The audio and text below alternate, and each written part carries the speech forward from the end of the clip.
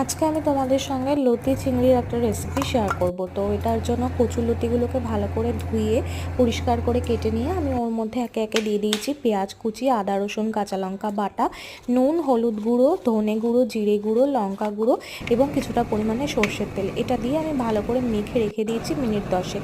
এরপর কড়াতে সর্ষের তেল গরম করে আগে থেকে নুন হলুদ মাখিয়ে রাখা চিংড়িগুলো দিয়ে অল্প ভেজে তুলে নিয়েছি। এরপর ওই তেলের মধ্যেই আমি কালো জিরে, কাঁচা লঙ্কা এবং থেতো করা রসুন ফোড়ন দিয়ে আগে থেকে মাখিয়ে রাখা লতিটা দিয়ে 2 মিনিট নাড়াচাড়া করে চিংড়ি মাছগুলো দিয়ে আমি এটা ঢাকা দিয়ে রেখে দিয়েছি মিনিট 10-এর জন্য। এরপর ঢাকনা খুলে লতিটা সেদ্ধ হয়েছে কিনা সেটা একটু চেক করে নিয়েছি।